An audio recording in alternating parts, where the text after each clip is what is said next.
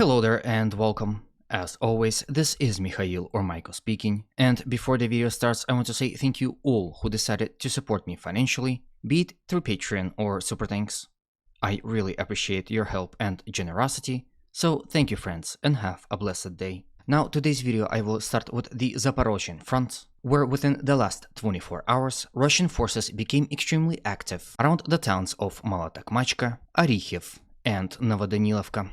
For some time, this front line was relatively quiet, but it seems that Russians decided to resume their offensive operations, with the vital city of Orikhiv as their main goal. But before the battle for Orikhiv can even begin, Russians first must capture Novodanilovka as well as Malotakmachka. With this in mind, recently Russians launched a massive armored assault along this road in the direction of Malotakmachka. The importance of this town for the Russians cannot be underestimated, as it stands in front of the Russians, defending the vital and strategic city of Orikhiv. And even though this attack was successful, it came at a great price. Here on this video, you can see Russian columns moving through the open fields and along the roads as they are bombarded by Ukrainian artillery. As a result of this mad and heroic dash, Russians were able to reach the outskirts of Malotakmachka, but as a result, suffered heavy losses. Ukrainian side reported that about 30 pieces of armor was destroyed, however Russian numbers were lower. Nevertheless, as a result of this successful Russian attack, this sector of the front came in under Russian control. As you can see, Russians secured this portion of the road and successfully entered the very first houses of the town. Situation here remains to be extremely fluid, and Ukrainian counterattacks are to be expected. It is also important to note that Ukrainians control Bilogiria as well as this portion of the front. This potentially allows them to establish a fire control over this road, which will potentially hinder Russian advancing capabilities for the time being. The fact that this flank is relatively secured will help Russians, however, as you can see, this flank is their weakness, so perhaps within the few days, we might expect Russians storming Bilogiria in attempt to secure this front line, push Ukrainians further back from this road, thus making their rotation and supply systems more effective. From here, let's move to the northeast, towards the Velika Novosilka sector, where Russian forces continued their assault operations in the general direction of Bogatyr. Despite Ukrainian resistance, Russian forces were able to advance ever slightly in two separate places of the front. First things first, they were able to successfully advance to the very south of Bogatyr as they attacked in its direction, and as a result, this small portion of the front was successfully secured by the Russian forces. Russians also attacked from the village of Rozliv in the obvious attempt to not only advance, but also to increase the buffer zone around this village. As a result of successful offensive actions in this area, this sector of the front was added to the Russian control. As you can see, piece by piece, field by field, Russians are slowly advancing toward this road and eventually the village of Bogatyr.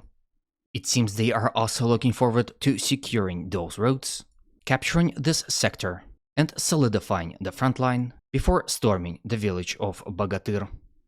From here, let's visit the Pokrovsk front. Generally speaking, the situation here had not changed drastically. Fighting was reported all across the front, however, no territorial changes appeared in the center portion of the front. Nevertheless, Russians were able to advance on the left flank as they successfully stormed towards Ukrainian-controlled village of Mirolyubivka, reached the outskirts of the village, and initiated the battle for the locality, so far capturing this sector of the front. And although, as you can see, Mirolyubivka is not a really big village, its defense is absolutely important for Ukrainians. If we are to zoom out, we can see that the village of Mirolyubivka is one of two villages that cover the entire left flank of Mirnograd-Pokrovsk front. So it does make sense as to why Russians decided to become active on this portion of the front. With the fall of Mirolyubivka, path towards Mykolaiivka will be open, and if Ukrainians are to fail to defend these two villages, big city of Mirnograd will be the next target of Russian attacks.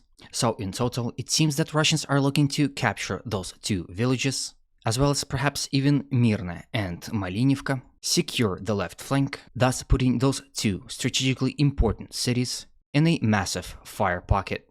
From here, let's move all the way to Liman frontline, where the battle for Nove had officially begun. Within the last 24 hours, Russians successfully stormed the northern outskirts of this village, and as a result, were able to successfully enter and entrench themselves within it. with this territory coming under their control. If we are to zoom in, we can see that the Russians captured the school, as well as what would seem to be a farmhouse. Control over this school is most important because Russians can turn it into a stronghold. This in turn will allow Russian forces to more safely fight within the village itself, with some serious fortifications behind their backs. What doesn't help Ukrainian defenders is previously captured warehouse facility, and with Russians controlling the eastern and southern outskirts, are now in great trouble. Not only can Russians attack directly towards the center of the village, basically squeezing Ukrainians out, but they had now gained ability to attack to the flank and rear, making the defense of this village practically impossible. With this I end today's video. Hopefully it was to your liking and was informative enough. As always, humanity calls me to condemn all violence against human beings. Have a good day, and always remember, Russia will be free and great.